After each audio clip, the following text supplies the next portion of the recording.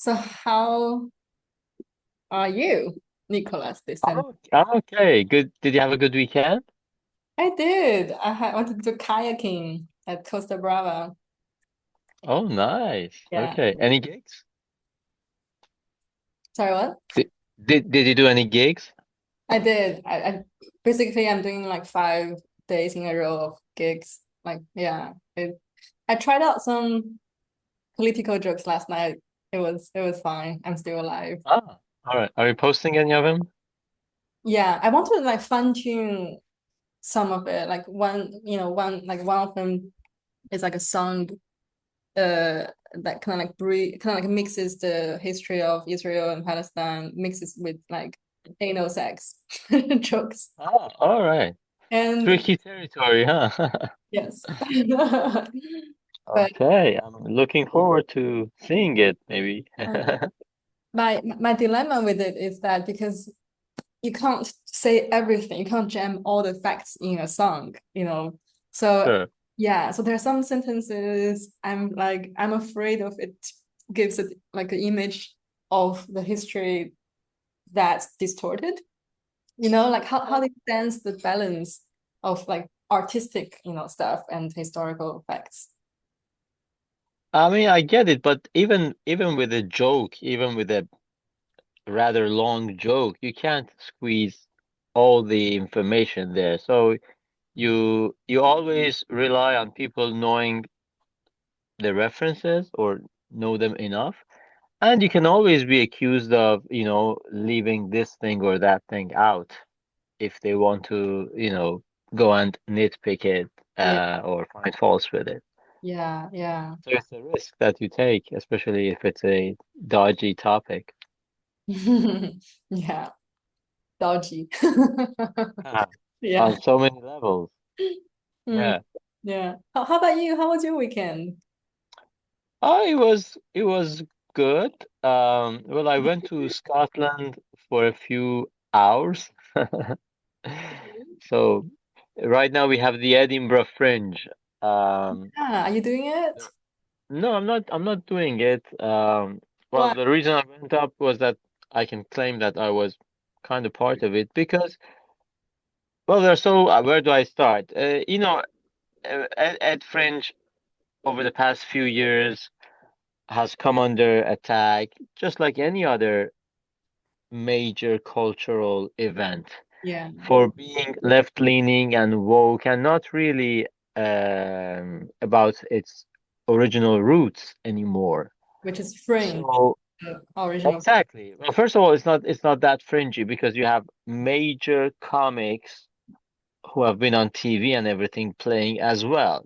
And you think, what's the point? You have your own national, international tours, and you can fill up venues, and you are on major TV, and you come here, and then obviously, if you have a bunch of American tourists, I'm not saying it in a disparaging way, but I presume that's the biggest demographic right now in August in the beautiful Edinburgh. They'll probably go for the big TV names or people who are doing bigger venues and all that. Uh, and then you have a lot of people, comics who are delusional. Maybe they've been doing stand-up 5 or 6 months, and then they go up with 1 hour of their gold material, and they have to flyer the hell out of passers to get them in. And of course, the costs are exorbitant. Yeah. Yeah, yeah, yeah. Um, So you would not do it. no, I would not do it because with my kind of material, You would stand it's out. more. Pardon? You would stand out. Yeah, well, yeah, I would stand out, but for the wrong reasons or in the wrong fashion. And by that I mean I'll get probably negative reviews. First of all, I'll have to worry about potential cancellations, and I'm seeing this because I've seen similar things happen to those who are my friends who are maybe a bit more experienced than me or a bit more ahead of me in the game. So, first of all, yeah, I've got 2 kids, and yeah, it's an investment of maybe 10, 12 grand to Uh-huh. go there with accommodation and registering your show. Probably you're gonna get bad reviews anyway Hmm. and all that. I mean, mainly it's about the cost and yeah, the cost effect. If I were single and I could bunk up for a month, in a student dorm, which is still going to be expensive anyway. I would do that. So my way of doing it is that I've been selected for this competition, which has a catchy name, Edinburgh Fringe Comedian of the Year. So I've been one of the top 100. So I Huh? went there to do the heat. I didn't pass the heat, but I'm still in the run for a potential wild card. Huh? So yeah, I get a brief flair or feeling Uh-huh. of the festival, and Edinburgh is beautiful in August at least. Oh, So that's that was me. Yeah, train up and flight back. Still, flying was cheaper than the train, and that's another story. British British railway system, yeah, yeah, which yeah. is crazy. But yeah, that was my weekend in a nutshell. I see. Interesting. And do you have a role model for comedy? Um, yeah, sorry, let me just answer this question from this. I really apologize, but Have a, like a I don't live know. audience? Pardon? Do we have a live audience? No, no, no. Somebody WhatsApp me, and if I don't tell them that I'm available today, then they might go crazy. Is that your wife? No, no, my wife doesn't check on me. I don't know if it's happy or sad.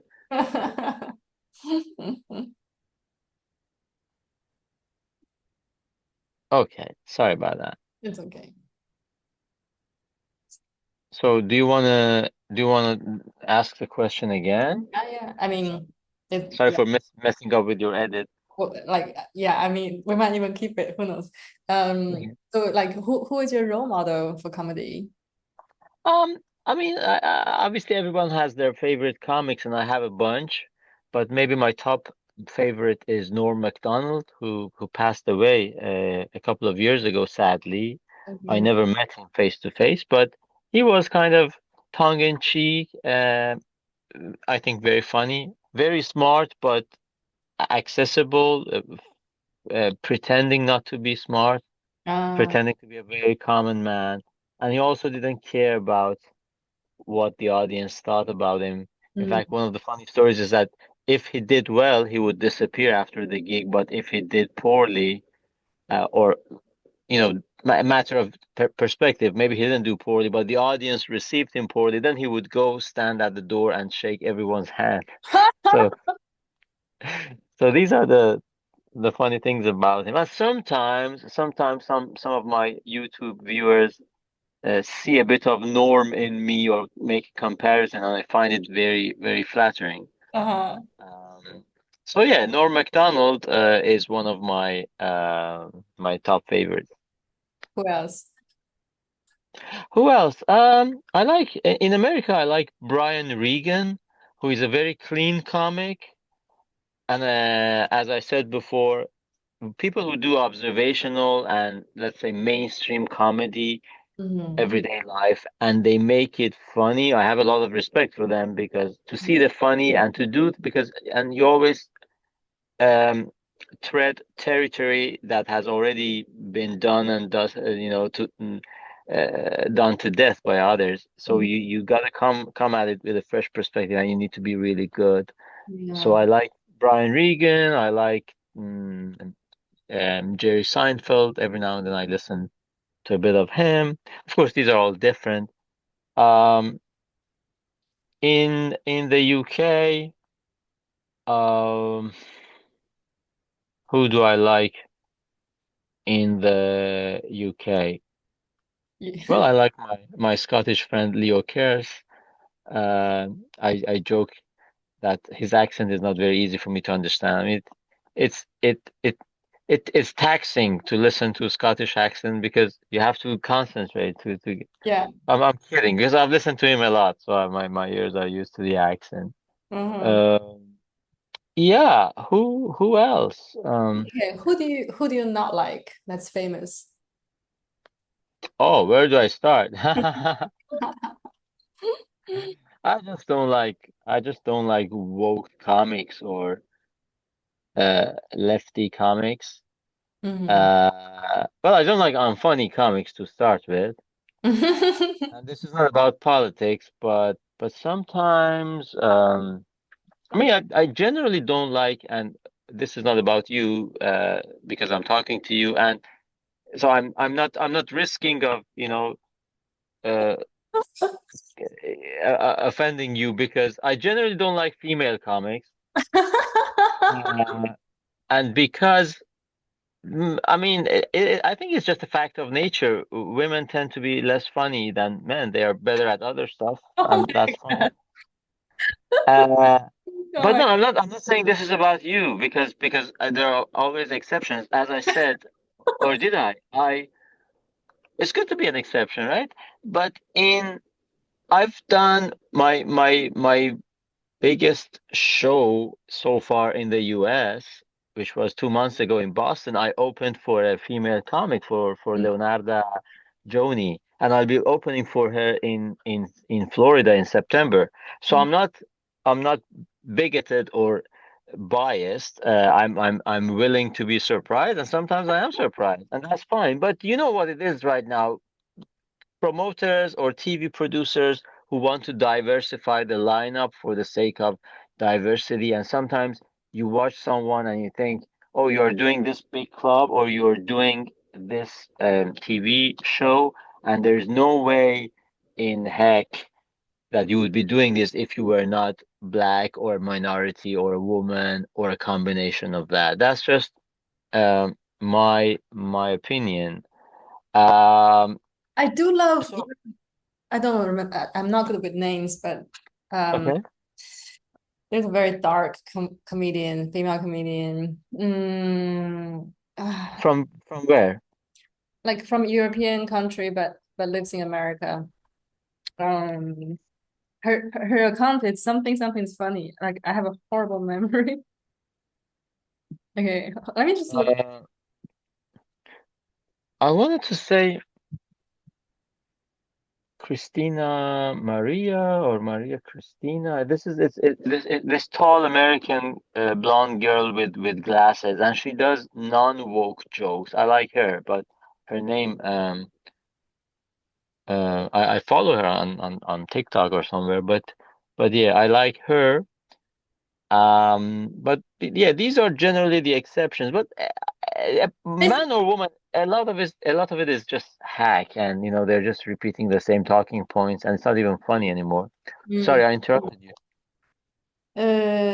basically, you just don't like woke comedy, but if it's not woke, then you do like the female comedians. I mean, it's not always. Again, I said it's not always woke. Like Eliza Schlesinger. Yeah. I don't know if I'm pronouncing it right.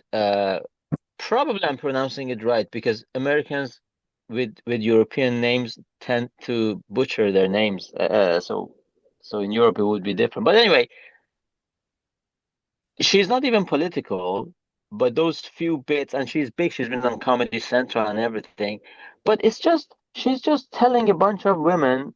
She's describing a bunch of some clubbing or post-clubbing experience, and they're all laughing themselves or just what do Okay, you call it? how about like Michelle Wolf? She lives in Barcelona. We see her often. You know her? Is that the one, the anti-Trump one? Yeah. Yeah, I wasn't impressed. I mean, I came to know about her when she did that.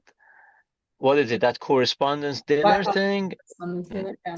But I mean, what I was getting at, like the likes of Eliza Schlesinger. I mean, she's doing it successfully, and by success, I mean in terms of fame and money and filling up the venues. But it's just bad comedy, and I get it is subjective, but hence my subjective view. Like there are girls who think some funny stories of them puking after clubbing and forgetting stuff and going to have a kebab or whatever is funny and it's comedy, and it's really not. It's just, again, in the words of the great Norm Macdonald, oh, look at that girl who is mid-attractive and she swears a lot. Let's put her on the stage. So Hmm. I just don't, and here it's not woke yet. I'm not talking about woke or politics. It's just you have, and again, I don't want to say it's not the same with some guys. It probably is, but it's not my problem because I see the opposite sex. Hmm. Um, but Okay, hold on. there are, How about Sarah Silverman? I love her. And how about well, I used to like her, but she kind of sold out, didn't she? She did that stupid song about white privilege, which is I don't know. as cringe, almost as cringe. You can check it out later. Almost as cringe as Stephen Colbert dancing with the vaccines. You're talking, maybe, well, nothing is as cringe as a Stephen Colbert dancing with the vaccines, but yeah, I used to like her. And again, this is another thing. And now we are putting a lot of meat on the grill, as they say in Italy. But it's all related. So you have comedians like Sarah Silverman, like Jimmy Carr, like Frankie Boyle in Britain, and these people made their name and fortune by doing politically incorrect or generally rude or edgy comedy. And once they made it, suddenly well, Bill Burr for one. I mean, I different love different Bill types, Burr. huh? I love Bill Burr. Like Yeah, he's but Bill Burr is a sellout. I'm sorry. I'm sorry. Have you checked him recently? I mean, I don't know if he was brainwashed by his black wife or woke wife or whatever, but Bill Burr is done. It's not the same Bill Burr, and people change, and he's changed for the worse. but So, isn't he like this, apolitical person that's just has an attitude towards things, but he's but not. he's not apolitical now. He's woke, and he's all about white privilege and all that. He's like one of those female presenters of The View, except that he's a man, or whatever is left of a man. But no, I mean, yeah, you're telling me it's disappointing for me because these are people. I mean, I used to listen to him a lot, and used to find a lot of things he said funny, but now he's become what he's become. Um, so yeah, I mean, people like Sarah Silverman, people like Bill Burr, people like Jimmy Carr, like Frankie Boyle to different extents because they had different styles and everybody has a different journey, obviously. But these people made their name by being, in your face or courageous or brave or politically incorrect or whatever you want to name it. And again, different styles, right? Hmm. Like Bill Burr was never crass, whereas Frankie Boyle was. But then once they are rich and famous, suddenly they start, preaching the young ones and talking about, let's be sensitive and white How about privilege okay? and How about Dave Chappelle? I love him. I saw him in London. yeah, Like, I like him. Obviously, I don't like his anti-Trump vibe. But well, I like him. But he was always like that. He was never pro-Trump. He was not pro-Trump the last time round. He was not. So he hasn't really changed. And again, it's fine to change, but if you again, without saying any words that prob makes your video demonetized or whatever. You have someone like Frankie Boyle, and he was very much dark. Not just thematically, but also in terms of choice of words, like having taboo wars, using taboo wars in jokes about people with disabilities, about sexual harassment and kidnapping of little girls, you name it. And I don't go deeper in there, right? But he gets his show on, I don't know, the BBC or other major TV channels, and he changes or he starts maybe preaching or he doesn't support fellow comics who get canceled or you know what I mean? Because the mm, worst thing that can happen is that you as a comic are canceled, but then fellow comics are cheering for that. mm, Sometimes fellow comics or promoters have canceled you in the first place, and then obviously you know your friends and you know your enemies, and it's a bit sad. Now I'm not saying Frankie Boyle did all of those things, but I mentioned a bunch of names and yeah, and I would say these people maybe they have genuinely changed, but you can always have this legitimate suspicion, right? To quote Berlusconi, legitimate suspicion. Okay, now you have discovered that hurty feelings matter and words can hurt, but you were joking about disabled people and it was fine then. Hmm. So so yeah, Dave Chappelle, no, I still enjoy him. I like Chris Rock more. If I wanted to pick my black guy, but yeah, he was always anti-Trump, and I don't agree with that. And I can still like the rest of his material, or even a genuine anti-Trump. I have my own criticism of Trump, but I am a fan of his. But the problem is that repeating the same hackneyed, tired notions about Trump's hair and hands and yeah, Melania being a People gold doing digger. I mean, it. even if it was funny the first time, come up with something new. And there's a lot of that on the comedy circuit, right? Yeah. Uh, so yeah, I mean, what can you do? It's a free country, but yeah, Hmm. I don't like it when women think they are hot, so they are also funny because they're hot, and people have to laugh at them because otherwise they'd be sexist or they'd be I don't know. I don't like that. And this is not politics. Uh, the thing is, there are women who think, okay, I want to be an actress and I want to be a singer and I want to be a model, and failing that, there's always a microphone on a comedy stage. And let's talk about the times I got drunk and puked while my friend held my hair, and that's kind of funny. I don't find it funny, and Mm. many acts are all that. But in the same manner, every gay guy in London, oh, I'm so gay, and it's not hard to be gay in London. It's not that it doesn't make you special. And yeah, your grandma was shocked, but we've heard these jokes before. So so yeah. I think I see your point. Like your point is, like for those people that all like they were voicing the edgy opinion. They were Mhm. representing the anti-mainstream uh groups, ideations. And then once they made it, and then they sell out or they neutralize themselves or they, lean left. So as a concept, I get it. Yeah. Um, and I also feel like regardless of gender, like predictable comedy is not funny and dark and Predictable comedy. yeah, like unpredictable comedy to me it's funny. It's like because Yeah, I mean it's supposed to be predictable. Sorry, unpredictable because there's supposed to be a twist, right? yeah. Um, but By the way, but I do yes. have some questions I prepared.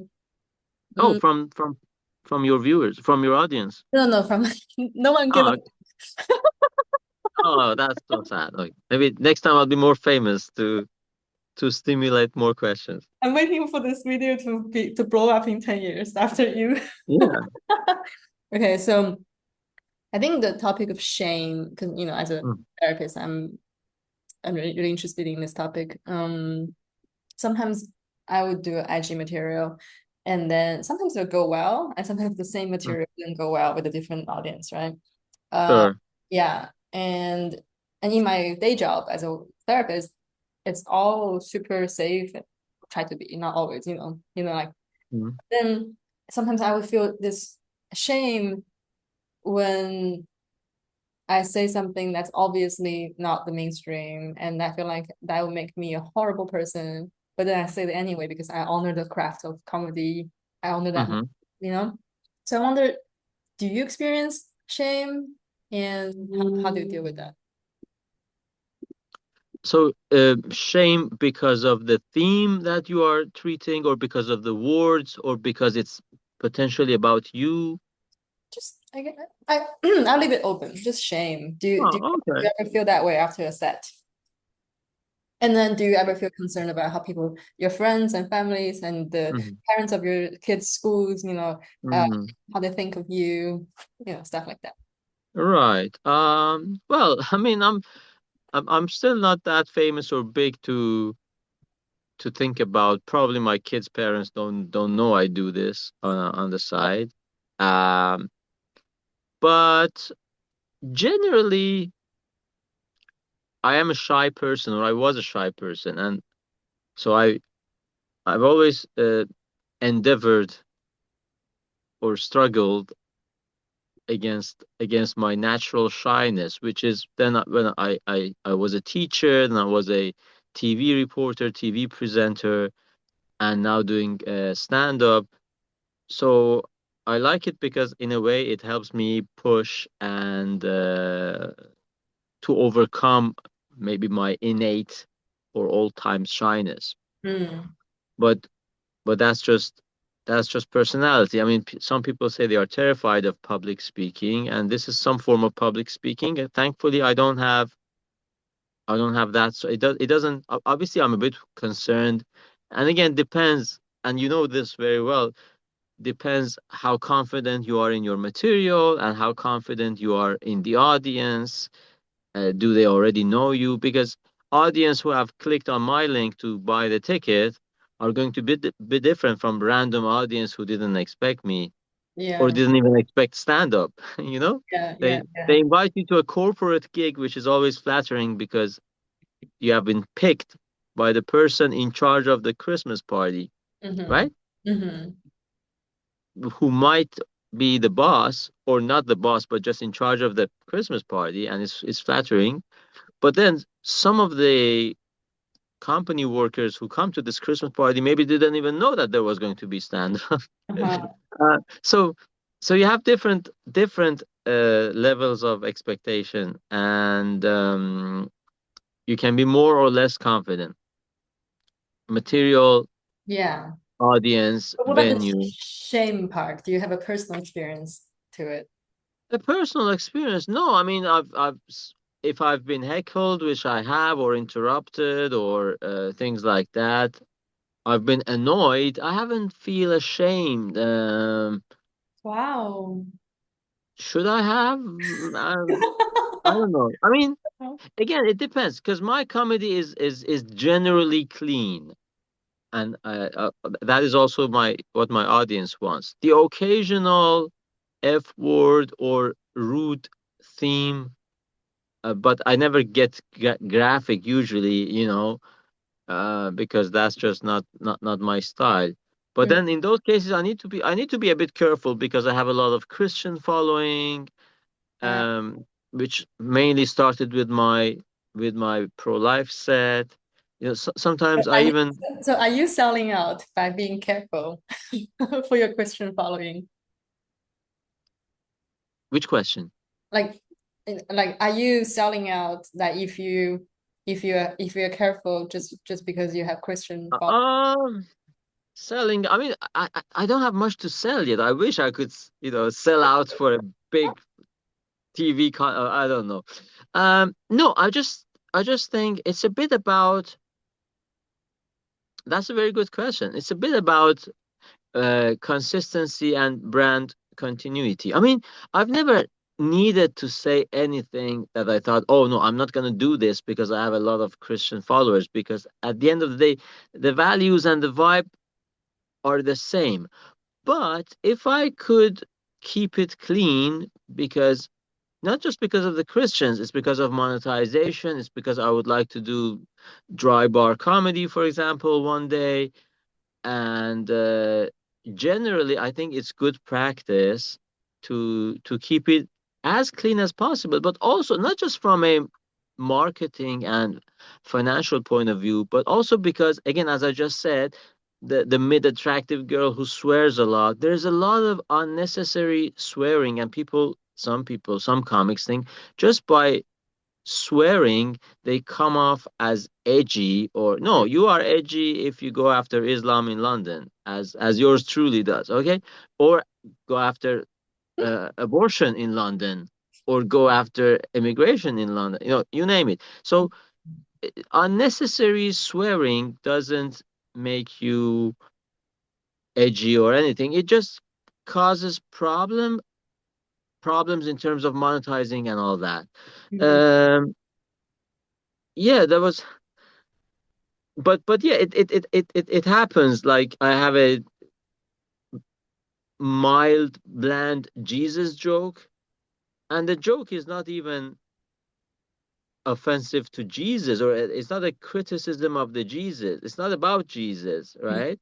Mm-hmm. But then some people say, "Oh, you mentioned Jesus' name in vain," you know? And, Oh.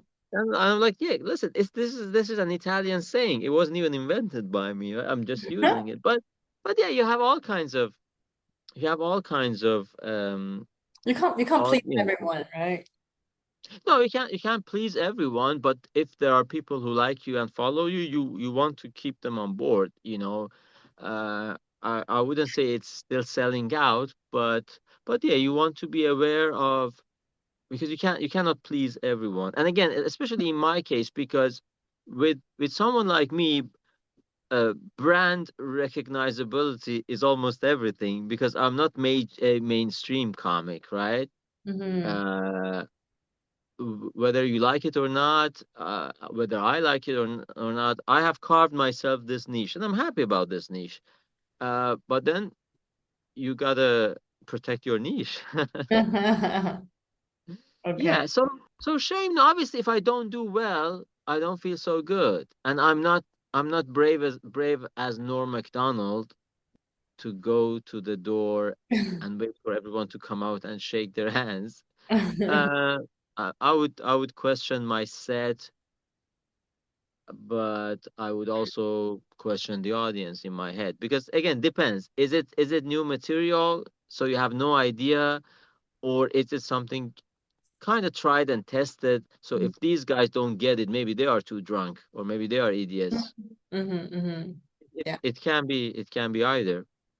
Uh-huh. So And what about you? I mean, like I mentioned earlier, like I think part of my inner work is to integrate both sides of me. One is that Mhm, like I care so much about my clients' well-beings, and sometimes I feel concerned about, me having another identity as a mhm. comedian that would impact my work. But So yes, go on. Sorry.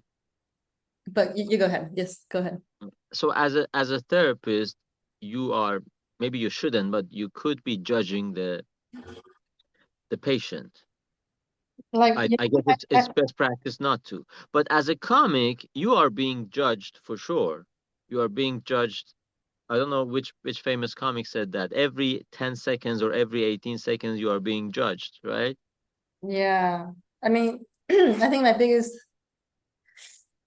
it's a big topic for me. Like for Mm. example, if I have a client who is, let's say, has a disability, Mm-hmm. and then can I, how dark can I go, with my jokes, with that, and even like domestic violence and just all abortion, like all the themes that my therapist self would be like.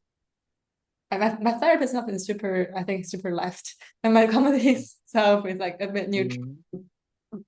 swings. So you think you make a joke about disability, and then your client with a disability might see that joke one day. Is that what you mean? Or That's my concern, that in my work I'm a relative safe person for most of them, mm-hmm. not all of them, but I'm afraid of my materials hurt their feelings. But also as a therapist, I know that even if their feelings will hurt, it's also a good thing for us to like bring to the session, talk, process it. There's truth Yeah. there, but it's just like it's so hard. Yeah, I mean, again, as long as it's not malicious or it's in good nature. I mean, Yeah, sometimes, because again, this is you've heard it for sure, but people with disabilities, or minorities for that matter, they would like to be, hopefully, they would like to be treated like anyone else. exactly. So That's that's my opinion. Yeah, exactly. Like for example, with the transgender, you know, community, I was in a theater production for the Chinese version of the Vagina monologue. You probably never heard. Mhm. No. and and I was working with a transgender woman, like one of the funniest person I ever met, and we, based on my friendship with her, I feel like she would not want me to leave her out in any of my jokes because that would be insulting for her to for me to be like, oh, I have to protect you. You're special. You're different. You're Yeah. weaker. You know. So even so, so I guess my comedian part of me wants to make fun of everybody. Mhm. And then my therapist part of me is like, maybe I shouldn't say this and say that. Like a Yeah, self-censor. no, I totally get that.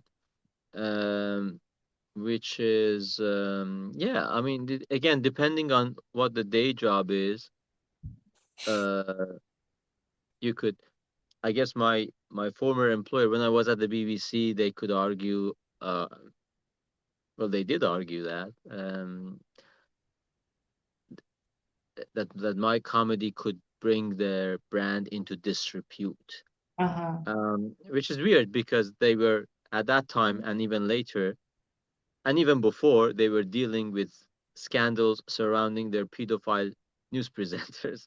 So I don't think Nicholas telling a bunch of jokes Yeah, in a but pub basement. yeah, I get it. But if you work for a big corporation of any kind, Yeah, yeah. I get Fortunately, you don't have that.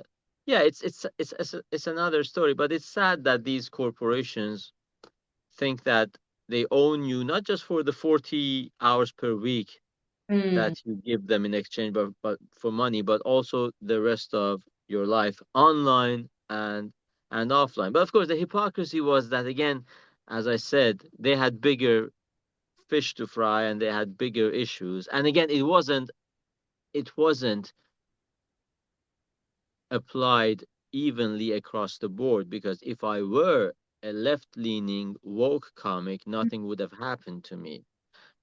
And if you look at the British audience, if you look at the British nation, the subscribers of the BBC who are forced to pay the subscription at gunpoint, effectively, they haven't decriminalized not paying the BBC subscription yet.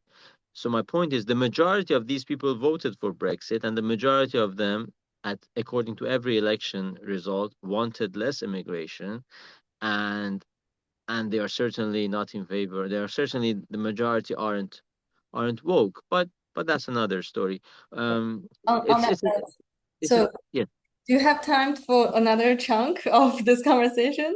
Can I? sure, Yeah. Okay. sure, So I'm gonna end this one and then start a new one. okay. Your Okay. edit. So like Trump put out from that nuclear deal with Iran, Mhm.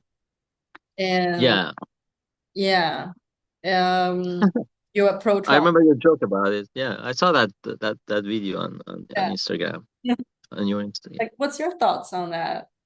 And also, No, I think on a different yes. note, what about the environmental stuff? Like Trump also put out from the Paris Agreement, something like that. Yes, yeah, yeah. No, What's I that? think he was right in both cases. Now the Iran deal was a bad deal, if anything, and this is probably my only criticism of Trump. He's not hard enough or harsh enough on Trump, on Iran. Yes, I get it, and some people say he changed after that attempt on his life in Pennsylvania, in Butler, Pennsylvania. He became maybe more religious or more spiritual. And then we had that a very beautiful and effective speech at the inauguration where he said he wants to be remembered as a peacemaker. And of course, even from before his first term, he had this big issue with hawks and neocons who got involved in all these never-ending wars. Fair enough. So he has run on a peacemaking campaign and he delivered. He didn't start any war in his first term. He actually um, championed and brokered 4 Israeli-Arab peace deals, which is remarkable. And he begrudgingly said he should have got the Nobel Peace Prize for that. And I kind of agree. Eh, 80 years of history of Israel, and they got 2 peace deals with 2 Arab countries, Egypt and Jordan. Trump is in. office for 4 years, another four peace deals. Okay. But of course, the guys in Oslo wouldn't give him the Nobel Peace Prize because they gave it to Obama. Uh, I get that. And every time Trump talks now, he lists all the wars that he has solved or he has tried to solve. India, Pakistan, Rwanda, DRC, and of course he's working hard for Russia, Ukraine, and he also says he brokered peace between Iran and Israel. It's not exactly peace; it's a very shaky ceasefire. But yeah, he has become very tentative with Iran. At the end of the day, diplomacy and peace is good, but some forces and some regimes only understand force and war. Um, that was a long premise to get to the point where I believe he was right. The nuclear deal with Iran was a bad deal for a variety of reasons, and he was right to pull out of it Why was and it? try to. Why was it bad? Mhm. Because first of all, it had a relatively short shelf life, which is now expiring. It's expiring this October. Did you know that? So basically, the horizon was this October. It was a 10-year deal, and we are in 2015, 2025. The deal was struck in 2015. Oh, So Iran, after 2025, which is now, could go back and do whatever it wanted to do unless another deal was reached. yeah. Now, Iran said we ratcheted up our activities because Trump pulled out. Had he not pulled out, we would have respected the deal and we were respecting the deal. I think that's a lie. They have tried to get weapons all along and Israelis have proven that with the document with the documents that they in a dramatic fashion they smuggled out of Iran. But so Iran was always in bad faith and they let's face it, they've seen North Korea, they've seen Gaddafi in Libya, they've seen Ukraine, they've seen Saddam Hussein, they've seen Bashar Assad. They know if you have nukes, you stay. If you don't have nukes, you will go. Okay, who can blame them? So Iran was always in bad faith. Iran is in bad faith. So number one problem with that deal was that it had a short horizon or shelf life, if you like, 10 years, which is now gone. Number two, in exchange for Iran signing the deal, they gave Iran tons of cash, basically Obama. And did the Iranians use it to improve the life of their citizens and improve their bankrupt economy? No, they kept financing the Houthis, the Hezbollah, and Hamas. And you could argue, and Israelis do argue, and Trump does argue, that October 7th happened because Hamas was financed by Iran. So that's what Trump himself says. And so not only was it a short agreement, but also it did not address other malign activities of Iran. Most importantly, not just human rights, forget about that, but support for terrorist proxies, which they kept doing, and they did even more and better in light of the money that was released for them by Obama, and their ballistic missiles program. Why do you need a ballistic missiles program if the ballistic missiles are notoriously and almost exclusively created to carry nuclear warheads? So it was a bad deal. Trump pulled out of it and then tried to pressure Iran into coming back to the negotiation table. Of course, he couldn't do that because he kind of lost the 2020 election. Um, he had to leave the White House. And now he's back. And once he was back on the back of October 7th. So Iran was reaching the point of no return. Israelis went in.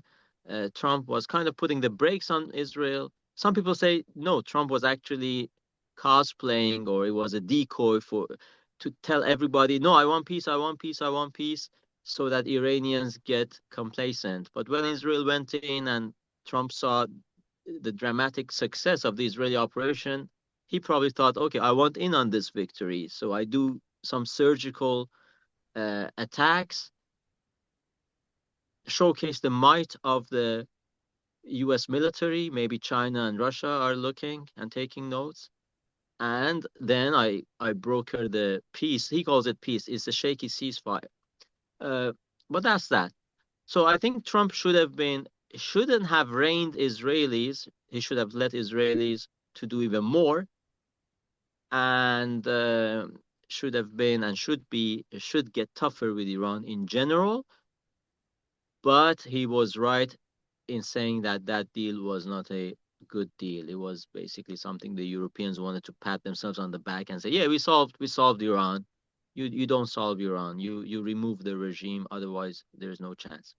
About the environment, I think the whole climate change, I think it's a hoax. Um, yeah, the world is getting a bit warmer. The world has always got warmer and has always got colder. I don't think it's man-made. I was a young boy when Al Gore was telling us that tomorrow the ice caps of the North Pole are melting. They haven't melted. And I just think it's a globalist ploy to break Western societies and Western nations to the knee, and they don't even hide it. People like Greta Thunberg and her fellow comrades, they talk about environmental justice and environmental equity and all that rubbish. This is basically code for let's destroy white nations, because China and India, they're opening a coal plant every week. Nobody cares because they are not white.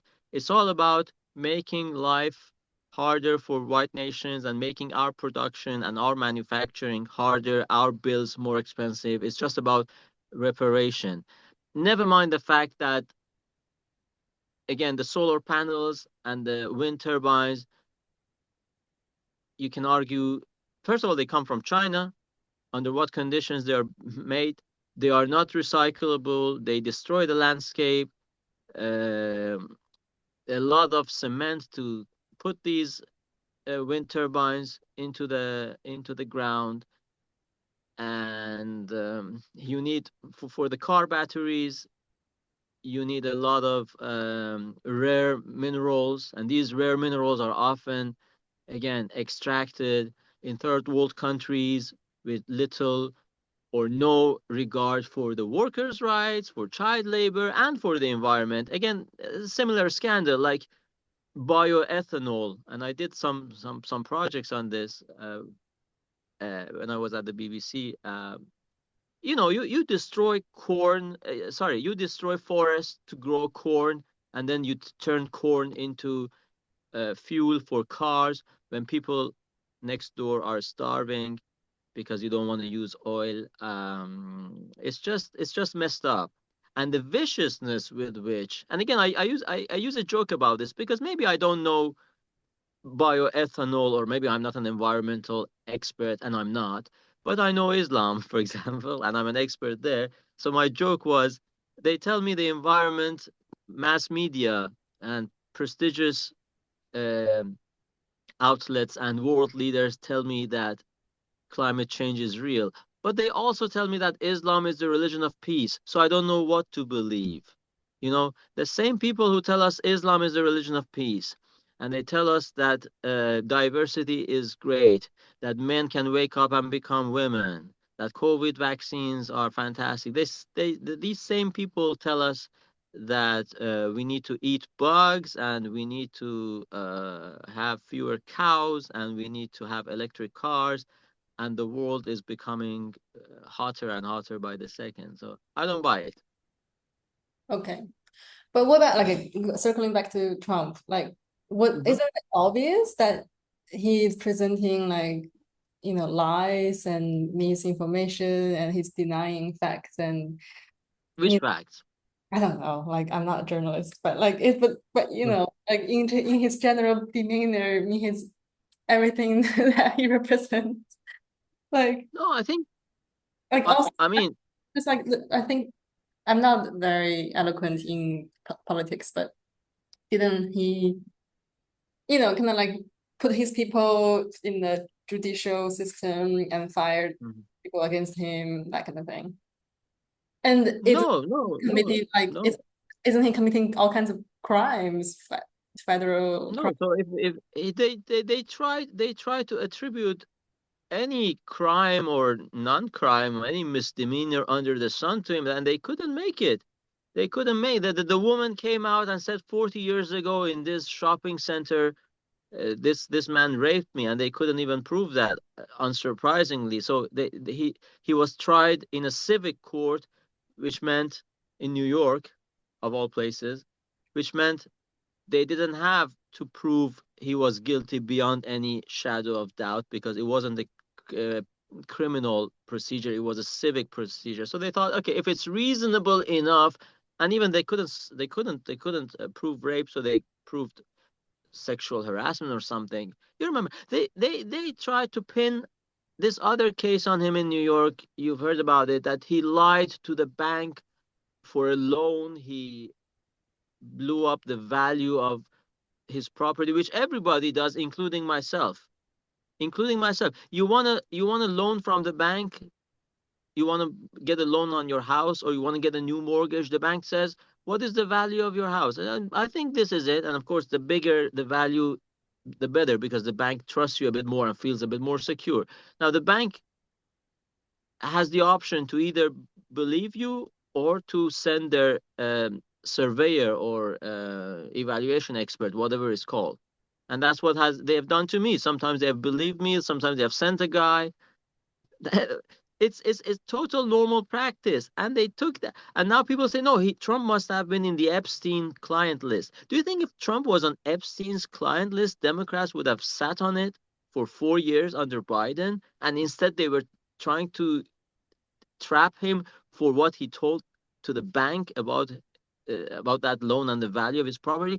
No. And then, yeah, of course, as a president, you are entitled to nominate the judges, and that's what he does. That's what he did. And suddenly these are political. Yeah, of course it's political. So why was it good when Democrat appointed judges uh, approved abortion or gay marriage, and why is it bad when Republican appointed judges reverse Roe v. Wade or whatever? He's well within, and in fact, the deep state rode against him and threw spanners into the wheel so often that for the most of his first administration, he was dealing with, and we have that in the UK as well, and that's the deep state by definition. So people vote for something, and you have a government who has a democratic mandate to execute that. Like every election opportunity, people of the UK said we want less immigration. And then you have a government who made it even more immigration. Why? Somehow because the government was incompetent, the conservatives, and to a greater extent because the civil servants who have been elected by nobody are applying and enforcing their convictions and ideologies. They said, oh, no, to hell with the people who voted for a manifesto which promised less immigration. We are going to create obstacle. So same thing happened with Trump, and he's well within his rights to nominate people to work for his government. So I don't see what the problem is with that. And in fact, the reason Trump is so popular, the reason Trump won, and the reason earlier Berlusconi, which was our Trump, won, because these were not career politicians, and people saw them as more honest and more approachable, more genuine, because Trump would go to a McDonald's and work, and it is a publicity stunt, but it feels so natural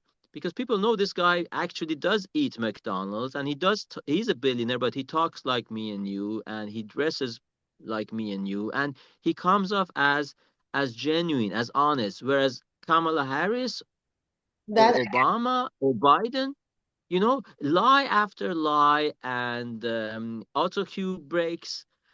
She can't put two sentences together. Biden hallucinate. Well, he wasn't there towards the end anyway. But the reason these people have this charm is because people don't see them as liars. And by the way, no lie has come out. I just told you one of the lies of Trump. He says peace between Iran and Israel. It's not peace because Iran doesn't even recognize Israel. And Iran even doesn't recognize the ceasefire, because if they recognize the ceasefire, it means Trump imposed it on them, and Trump would take credit for that. So is he misrepresenting facts? Yes, a bit. Is he doing it deliberately? Probably not. But again, I wouldn't classify that as a lie. He just wants to score a bigger win. Okay.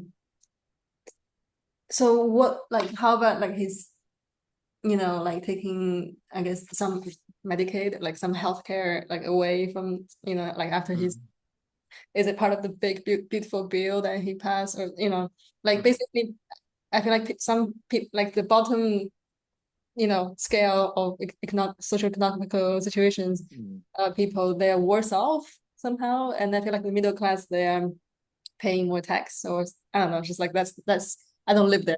That's the impression I get. No, well, me neither. I don't know. I haven't followed the big beautiful bill to great details. I know about the grand lines, the bigger picture, and the fallout between Trump and Musk over it. But no, I don't think so.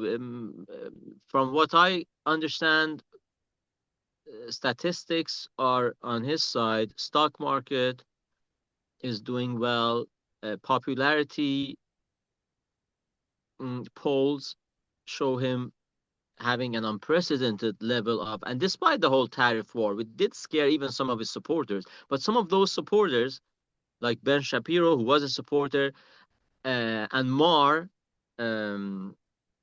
Andrew Marr, who was not a supporter, came out and said, it wasn't that bad, and maybe we misjudged him.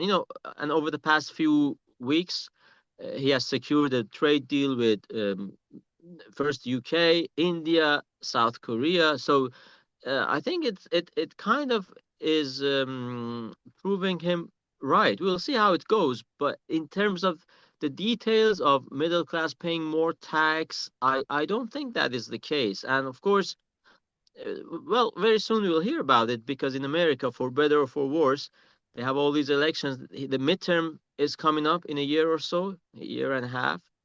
Some people might say these are a downside of democracy because nobody can, be honest and do what is necessary to be done because he has to worry about the purple states and all that.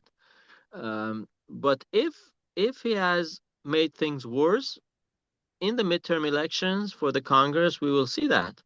Hmm. Uh, Okay. Personally, as you know, I'm more focused on foreign policy for obvious reasons. But I don't think he's done poor domestically. Mhm.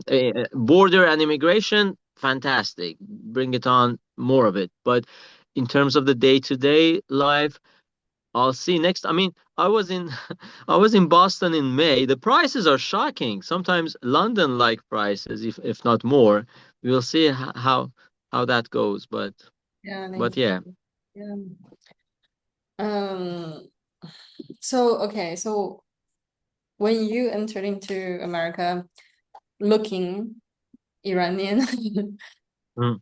did they bother you with, extra Mm. questions?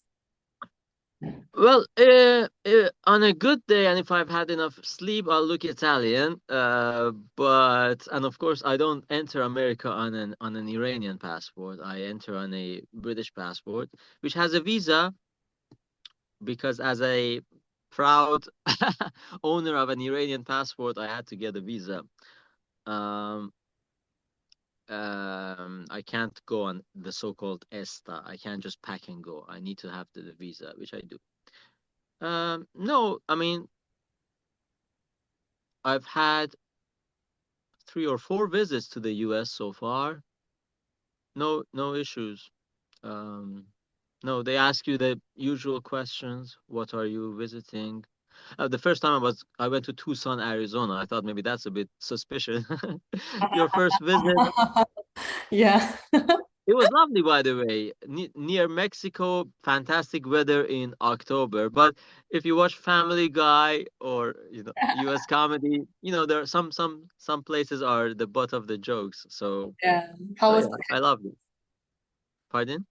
How was the cactus? The desert? Oh, it was fantastic. So I went there for a private gig. This gentleman invited me for a private gig, and he had hired rooms for myself and for his family and friends for this wedding anniversary in a beautiful resort in the middle of a cactus reserve, essentially. So Arizona is famous for its, I think it's pronounced saguaro. I might be pronouncing it wrong. Cactus, which are gigantic in the Sonoma Desert, and the Sonoma Desert straddles Mexico and the US. So they used to do a lot of Western films there. Maybe they still do, but so I didn't even have to pay to go to the Cactus Museum because I was in the Cactus Reserve. So Oh, yeah, wonderful. nice. Okay, so I'm just, I'm still hanging on to the thought that like you are an immigrant yourself. So let's, Yeah. dialing it up. Let's say they retract your British passport and they're like, oh, your roots are Iranian. You're not British enough. Go back to your country. Mhm. And Mhm. how do you feel about fascism then? Um, I don't know. They can be more fascist than me. uh, but that's the thing, and I joke about that as well. There are two kinds of immigrants. Immigrants who say, "Oh, I like this place. I want to come join this place because I feel there's a connection with these people. I want to create a connection. I want to be one of you guys." And I cherish this place because I know how important this is, and I know the value of um, the opportunities and the freedom and the prosperity that otherwise was missing in my place of origin, and things that you guys maybe take for granted. And as I mentioned, we have the Cubans in Florida, and we have Polish people here who have seen or at least have heard about communism from their previous generation, and all that. So that's one type of immigrant. And then you have the kind of immigrant who says, well, I came here because I wanted to have a job and more money. And by the way, I'm not changing. The only reason I'm here is to milk you guys. Best case scenario, I work. Worst case scenario, I don't even work and I just claim social benefits. And by the way, you guys have to abandon your culture and values and cater to me and my whims. So that's the thing. Obviously I belong to the first group and I would like to think that I brought some value, but at least I'm not a burden on the host society. But um what if you were so born? I find it extremely racist when, and we talked about this, when they say, oh, by the way, yeah, you are kind of brown. I'm not, but okay, you are kind of brown, or on a bad day, maybe you look very Middle Eastern. So you should stand with labor. I don't care. By the Yeah. way, this is not just about Islam. We had this debate about the European Union as well. Like, oh, you are from Italy. This is not Iran. You are from Italy. Open borders, European common area, or whatever it's called. Schengen. UK is not in Schengen, but whatever. I But said, look, I get it. I don't need to enter your country because of a diktat from Brussels, right? If I have any value, I'll find my way. Of course, I found a job with the Yeah, BBC. but They hold on, didn't have to get a visa for me hold on. because I had an Italian passport. And if I didn't, they would still have got a visa for me because they were offering me the job. Right. But you were born into a relatively well family. What if you were born into a Mhm. poor family in Venezuela? Mm. And what about you need the humanitarian aid and as a refugee? Yeah, if somebody is a genuine refugee, we can send them the aid, and we do that, even too much of it. And again, with Elon Musk and Doge, it turned out that a lot of this so-called humanitarian aid is for transing kids in Mozambique and LGBT theaters in Baghdad, or uh, bug restaurants in Timbuktu or whatever. So never mind that. But yes, if somebody is genuinely in trouble, we can help them, but we should aim at primarily helping them at their own in their own homeland. It is not even fair to them that we get the best and the brightest. And by the way, they are not usually the best and the brightest that we get, but it's not even fair to them that we get the best of the and the brightest, and that will be a vicious circle, or cycle. It would send or accelerate the downfall of those societies even further. But the idea that first we are primarily talking about economic migrants, right? So this is not war or I'm talking about war. I'm talking about like political persecution. Persecution, how do you okay, say? but these are all very very different things. Political persecution. Yes, there's political persecution in the majority of the countries of the world. Europe is a small even the US for that matter. We cannot take all the prosecuted or persecuted people, or especially potentially persecuted or prosecuted. The whole thing has become a farce. And if I don't know about you, because obviously, well, you might have some experience because China is a politically I have repressive. no experience. Pardon? I don't have any particular drop. Okay. I mean, I do because I've lived with these people and I have friends and thankfully not family, but everybody who is from Iran or the Middle East, I suppose, knows these fake refugees and fake cases. People just want to get a better job at best. And we are talking about Iranians who don't come here to become terrorists or open mosques, because the mosque loving Iranians are already ruling Iran. So they have all the power and money. So they don't come to Europe to turn Europe into an Islamic society, generally speaking. So that's good, and thank God for that. But people come here just to be leeches and parasites, and then they claim to have been persecuted or prosecuted, whatever. And as soon as they get the European passport, they start holidaying back in their homeland, from which they had presumably escaped because their life was in danger. And I joke about that too. So Okay. it's all a farce. It's all a joke. And you know what is the worst thing is that all of this humanitarian concern pushed and promoted by the do-gooders of the left, ultimately it hurts the genuine asylum seeker. Because if you're a genuine asylum seeker, your case is lost, your voice is muffled in this cacophony of thousands of leeches and liars. I'm gonna interrupt you for a second because our time is running Mm, out. But what's your sure. favorite Chinese food? What is my What's your favorite Chinese food? my favorite Chinese food? I don't know. There's nothing. I think